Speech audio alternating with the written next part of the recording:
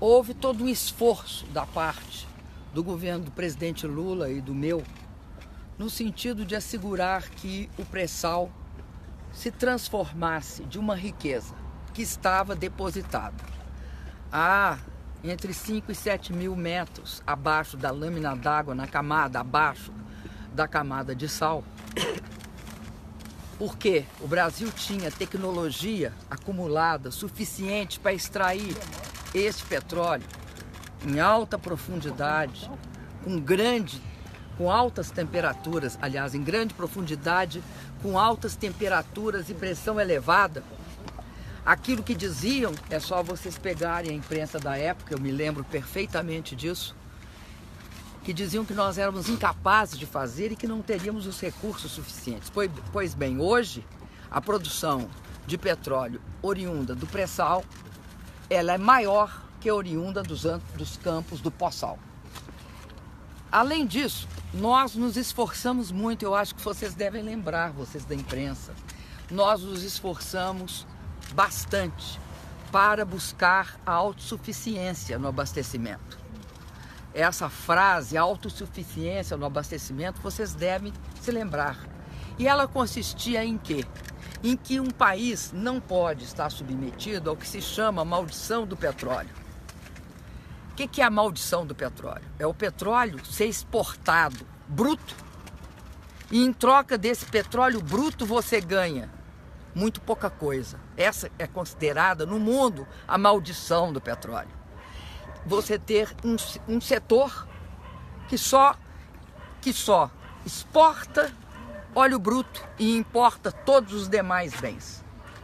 A maldição do petróleo, nós queríamos impedir que ela ocorresse. E utilizamos uma série de políticas, entre elas a expansão das refinarias, a modernização das existentes, porque as existentes só tinham capacidade para processar óleo pesado, e o óleo do pré-sal é um óleo mais leve, de melhor qualidade. O nosso óleo das bacias do pós-sal era óleo pesado. Então, moderniza-se as refinarias e expande-se refinarias também. Para buscar o quê? Para buscar a autossuficiência. Em que consiste a autossuficiência? Em ser capaz de, ao invés de exportar óleo bruto, exportar, sobretudo, derivados, ou seja, petróleo processado. Essa era uma das partes centrais, né, que o presidente hoje me disse que era a base do que nós olhamos e que nós imaginamos como sendo importantíssimo no caso do Brasil, que é, ao você descobrir o pré-sal, você também transformar o pré-sal numa riqueza para os brasileiros. Além disso, o presidente me lembrou que isto fazia parte também de toda uma questão relacionada a o quê? Ao conteúdo local mínimo. A produzir no Brasil os equipamentos que uma refinaria demanda, não. Só não. Toda o que uma plataforma demanda, recuperar a indústria naval, e isso nós fizemos. Apesar de terem acabado com toda a nossa política de conteúdo local, que era produzir no Brasil aquilo que nós somos capazes de produzir e transformar a indústria do petróleo não numa exportação de óleo pesado, de óleo bruto ou de óleo leve para o mercado internacional, e transformar o Brasil no local e no paraíso das grandes empresas produtoras de petróleo que fornecem derivados para nós. Era isso que nós queríamos evitar. Era justamente esta a política que nós desenvolvemos na Petrobras. Inventaram que a Petrobras estava quebrada. Para quê? Para, de fato, primeiro, reduzir a produção das refinarias. E reduziram. Hoje as refinarias no Brasil trabalham com capacidade ociosa. Antes você tinha um grau de produção aqui no Brasil que beirava os 70%, os 75%, variava, chegou a 82%. Por que isso? Porque nós não podemos, com petróleo brasileiro, encontrado pela capacidade tecnológica brasileira, nós não podemos aceitar que, interessante, os custos são em reais. O petróleo é uma riqueza da nação brasileira, não é da Petrobras, é de todos os brasileiros. Não podemos aceitar que uma estrutura industrial que o Brasil tem e que permitia que ele explorasse através das suas refinarias a produção de derivados. Nós não podemos aceitar que dolarizem o petróleo brasileiro. Por que dolarizar o petróleo? Vocês nunca se perguntaram por que o petróleo brasileiro, com custos nacionais, produzidos em real, tem de estar dolarizado ou ligado ao preço internacional do petróleo? Baseado em quê? Porque dizia o seguinte, que nós segurávamos os preços do petróleo. Você segura uma coisa em relação ao quê? A que referência? Qual é a referência que nós seguramos os preços do petróleo? Ao petróleo internacional? Então vamos discutir como é que se forma o preço do petróleo internacionalmente? É o livre mercado? É? Ou é a oferta e a demanda absolutamente límpida? Não. O mercado de petróleo no mundo é aquele que está eivado de pressões derivadas de guerra, pressões derivadas de jogo geopolítico. Dando exemplos recentes, quando Trump rompe o acordo nuclear com o Irã, o preço do petróleo sobe. Por quê? Porque o Irã, se eu não me engano, é o terceiro ou quarto, a maior reserva de petróleo do mundo. Então, afeta o preço. Próximo daqui, quando se cerca a Venezuela e se cria o bloqueio sobre a Venezuela, oscila o preço do petróleo, porque a Venezuela cai já tinha caído antes, porque chegou a produzir 3 milhões e 200 mil barris dia, se eu não estou enganada. Depois caiu para 2 milhões e 500 mil barris de petróleo dia. E agora está produzindo 1 milhão e 500 mil barris dia. Isso afeta o preço do petróleo. Quando os Estados Unidos resolve abandonar a política deles de juros baixos e começa a reajustar os juros, há uma pressão no dólar. Então, o mercado do petróleo é um mercado que, se você deixar que ele controle você deixa que várias interferências de outros países, de agentes que você não controla, definam o preço. Por que eles fazem isso? Porque isso é uma reivindicação dos acionistas. Que acionistas? Os acionistas minoritários. Há minoritários e os acionistas minoritários se sobrepõem aos majoritários. Quem são os acionistas majoritários? São vocês. Somos nós, todos brasileiros.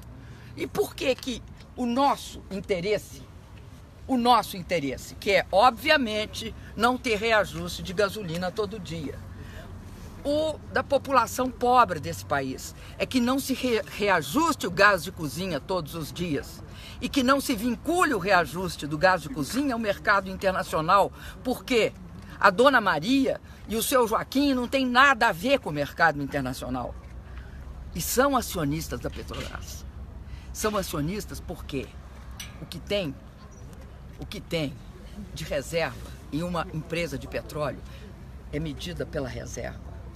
Uma empresa de petróleo sem reserva não vale nada. Uma empresa de petróleo com reserva, ela vale muito. A oscilação do preço internacional não é o fundamental. Então, o presidente Lula me lembrou tudo isso e discutiu comigo. E nós avançamos nessa compreensão do absurdo que está sendo a destruição da maior empresa estatal brasileira. Porque 51% é da União. 51% é da União, 49% está aberto no mercado internacional. O que é, do ponto de vista das companhias, das National Oil Companies, talvez nós sejamos uma das únicas que abriram seu capital no mercado internacional. Empresas de países que não podem se dizer que são anti-americanos, por exemplo, a Arábia Saudita, que tem uma parceria longeva com os Estados Unidos, nunca abriu seu capital no mercado internacional.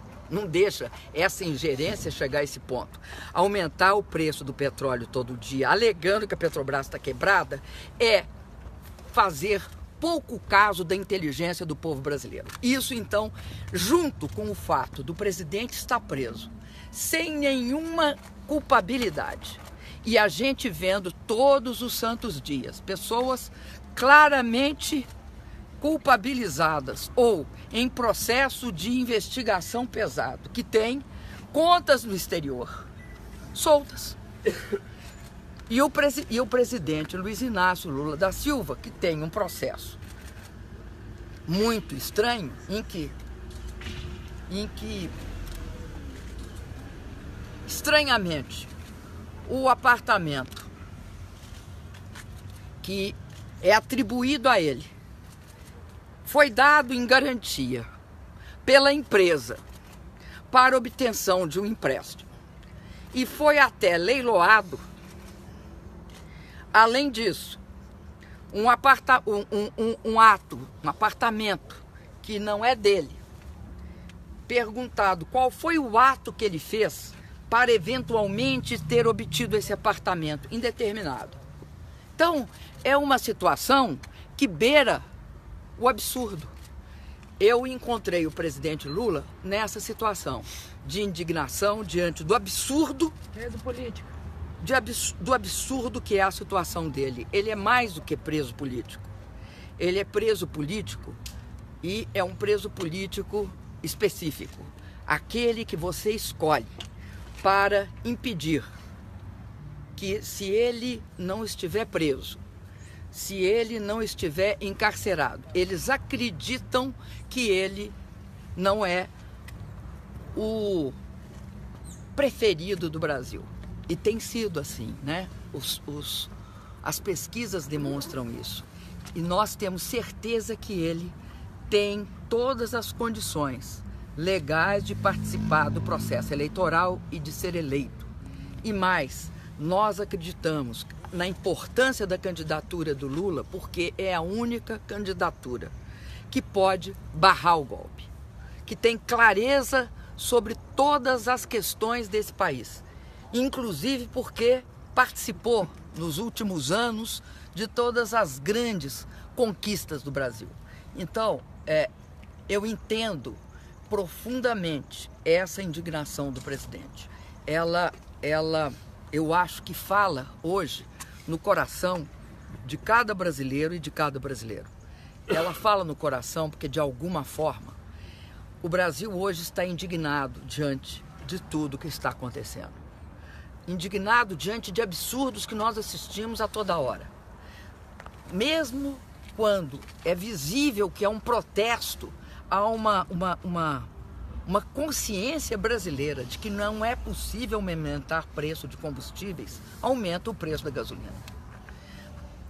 É impossível supor que eles não saibam disso. Então, a minha única suposição é a seguinte: eles não defendem os interesses do Brasil, eles defendem os interesses das grandes empresas petrolíferas internacionais, principalmente aquelas que não têm reservas próprias e que olham para as nossas reservas, e porque eles sabem que o que faz diferença numa empresa de petróleo é o tamanho das reservas que ela possui. E o que eles querem é acesso às nossas. Se para isso é preciso, primeiro, privatizar todas as refinarias, para depois justificar que vai ter de cobrar o preço do mercado internacional do produto dessas refinarias, porque senão o investidor não vai ficar tranquilizado. O processo que está em curso de privatização do refino é para isso. É para abrir o mercado brasileiro desnecessariamente para a importação de petróleo. Então, eu olho esse momento que o Brasil vive, eu olho com também uma grande indignação, me soma a indignação do presidente Lula. E quero dizer para vocês que o povo brasileiro, ele tem uma sabedoria nata. Não é por acaso que o presidente é hoje, de longe, o candidato, né, eventual candidato, mais aprovado em todas as pesquisas de opinião. Presidente, a senhora é candidata ao Senado? Olha, meu querido, atualmente eu estou avaliando. Eu ainda não parei de avaliar, não. Será? Agora, Você é a nossa presidente. posso avisar vocês, posso avisar uma coisa a vocês. Eu olho essa questão da candidatura do Senado dentro de todo esse processo. E de um ponto de vista que eu te diria assim, de construção do país, eu me disponho a fazer coisas que anteriormente eu não me disponha. Mas eu ainda não tenho absoluta certeza se a minha contribuição será essa. Presidente, uma das discussões sobre a sua candidatura é... Meu querido, você vai me desculpar, mas se eu ainda não até porque, cá para nós, né? Você não acredita que eu entro em certo tipo de pegadinha, né? Você não acredita. Então, me desculpa, se eu não tenho uma posição formada, não vou explorar. Não vou explorar. Aí, ó, eu não vou explorar. Você é a nossa presidenta eleita legítima. Eu te agradeço, querida, mas eu não vou explorar. O que eu não tenho certeza, eu não explorarei. O dia que eu tiver certeza, eu exploro todas as hipóteses. Até lá, eu estou me guardando ainda, para quando o carnaval chegar. Muito bem. Muito bem, muito bem. Isso, muito obrigada a todos, agradecemos. Ok. Fazer um convite. Eu sou da Coronel Massussa, sou vizinho em Porto Alegre. Nós estamos acampados no meio da Letícia. Há 10 dias nós estamos de forma independente. E a gente fez uma praça chamada Dilma Rousseff. Aqui? Aqui em Curitiba. No acampamento. Tu não consegue ir lá passar para nós? Eu vou passar ali primeiro. Na vigília. Na vigília. Tá bom. Eu esforçar-me-ei. Olha, eu estou usando de forma irônica a mesóclise, esforçar-me-ei. Olha o degrau aí, cuidado aí. Degrau, presidenta. Estamos aqui há 52 dias. 54 dias agora. Eu esperava que vocês estivessem menos dias. Nós também. 50. Posso tirar uma foto com você? Depois você Depois pode. pode. Eu farei questão de tirar uma foto com você. Nós somos do acampamento Marisa Letícia. Acampado, Pois é. 40 pessoas. Você tem conhecimento Ô, do gente, tem acampamento? um carro ali. Tem que cuidar aqui. Pessoal, a imprensa na vigília é atrás da faixa lilás, tá? A gente vai entrar Da por faixa vermelha. da faixa vermelha. Guerreira da pátria brasileira. Ali é a nossa Dilma praça Olga Guerreira. Benari. Tem uma praça com seu nome aqui, ó. Nesse acampamento. Em tua homenagem, você é a nossa presidenta eleita.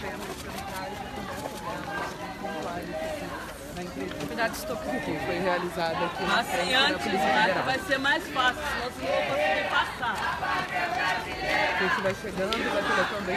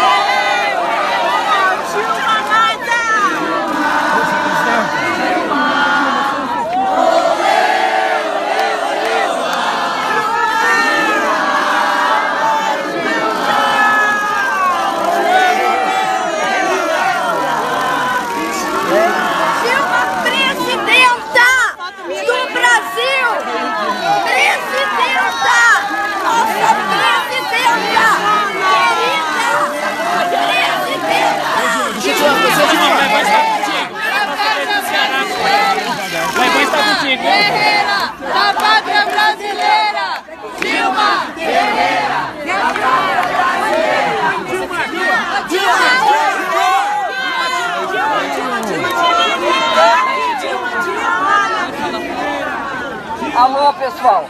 Pra cima. Pra cima. Alô. Meio fraco esse microfone. Então eu vou pedir pra vocês.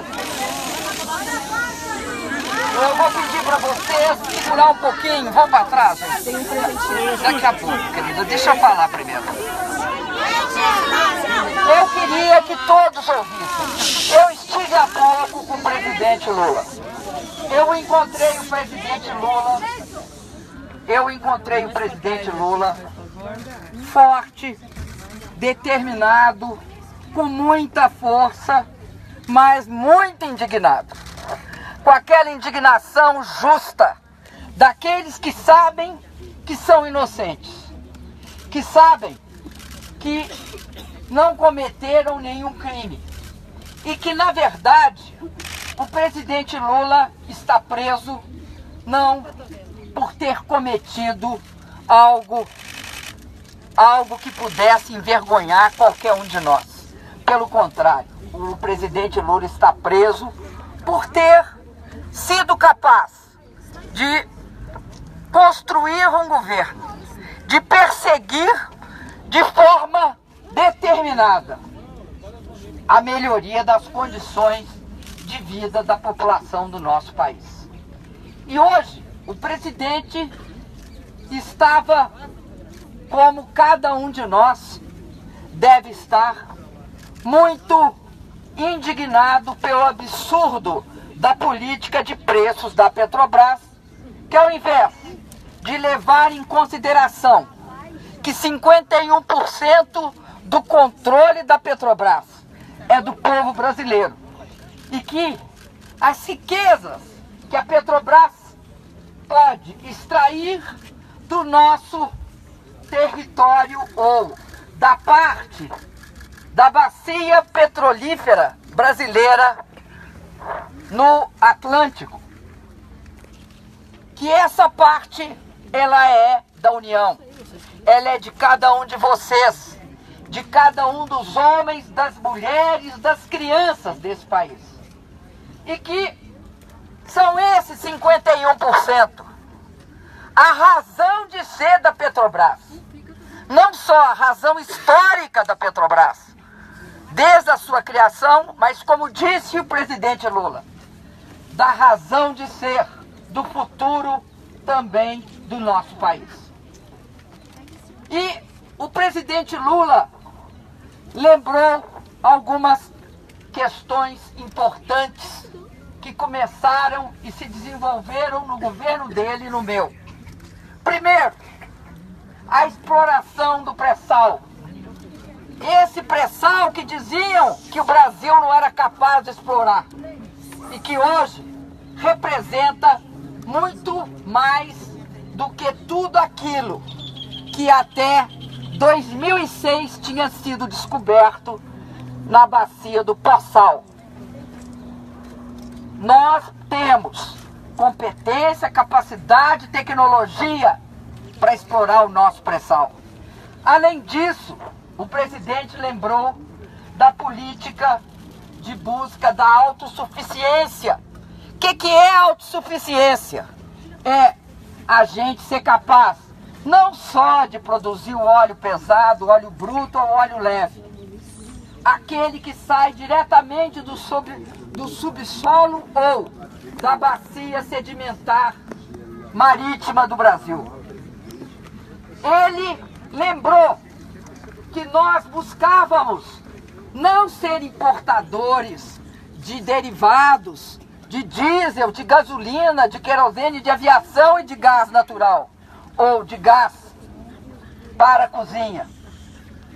Nós buscávamos a autossuficiência, que era a transformação do óleo bruto em derivado. A gente não queria ser importador, porque ser importador está submetido às regras do mercado internacional. E isso a gente não queria. Por isso, a gente melhorou as refinarias. Por isso, o presidente lembrou, nós ampliamos refinarias.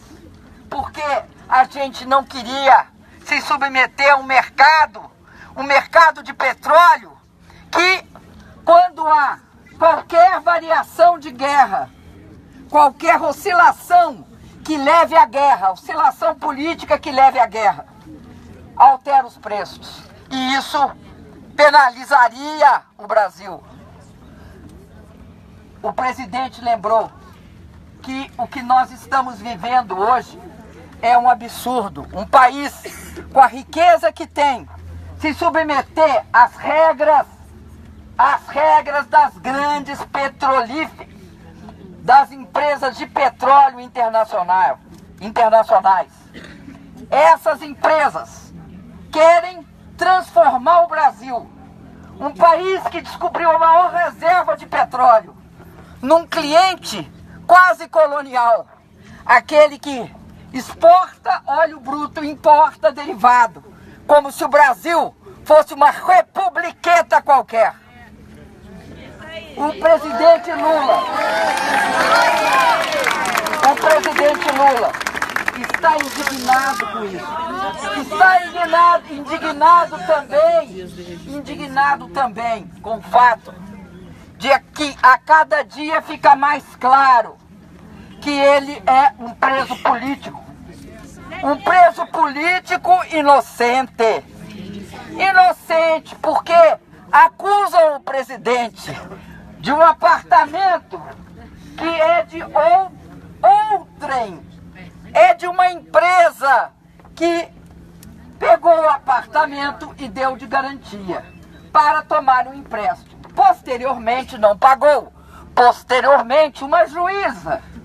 É muito estranho isso. Uma juíza pediu o apartamento e, na verdade, tirou o apartamento da empresa e o leiloou e outro arrematou. Aí, outro rematou. E aí, o que acontece? Perguntado ao juiz, inquirida pela defesa ao juiz, olha, senhor juiz, por quê?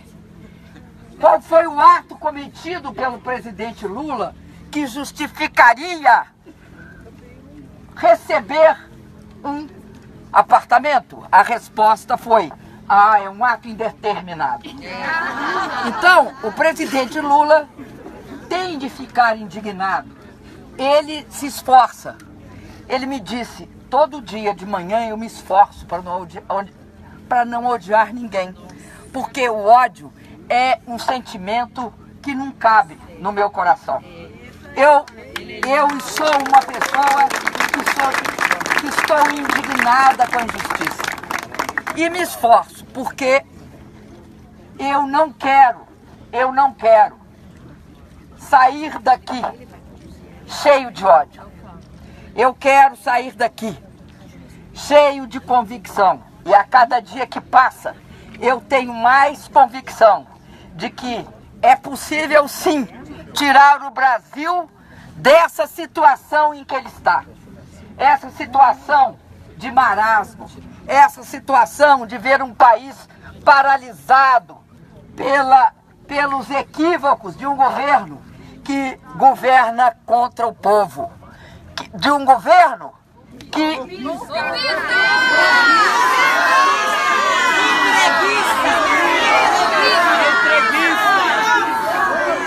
Enfim, todos esses qualificativos que vocês disseram me dizem melhor do que eu. Enfim, eu quero dizer para vocês que o presidente Lula mantém a sua força intacta. E me disse uma coisa que eu sei que vocês considerarão comovente. Me disse o seguinte: você depois vai lá fora, fale com todos os homens e as mulheres que estão ali fazendo com o esforço das suas vidas pessoais essa vigília solidária, esse acampamento solidário. Eles me enchem de fé e de força. Diga a eles que eu agradeço cada um, que eu imagino...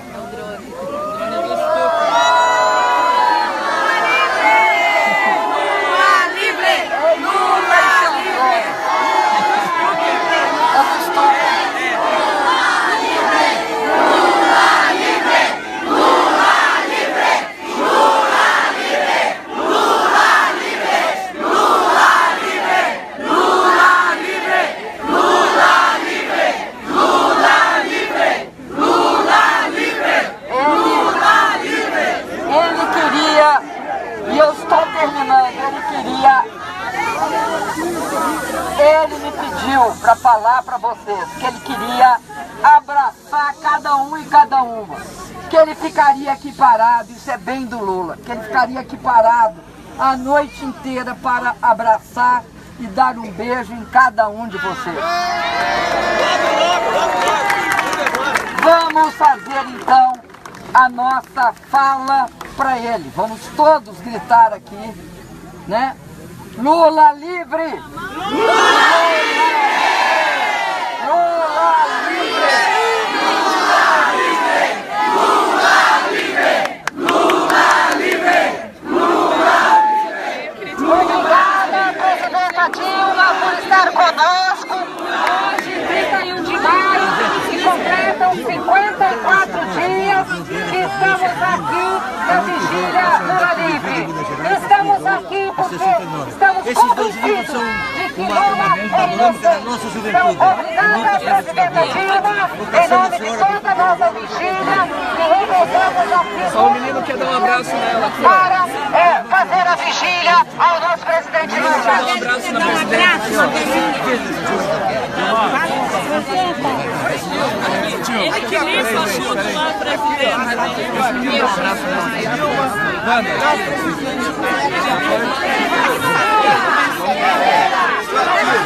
Beijo, presidente.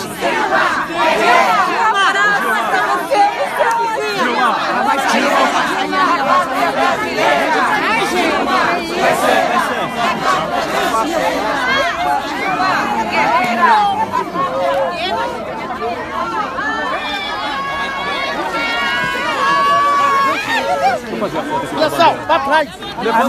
A minha foto que você prometeu. Calma.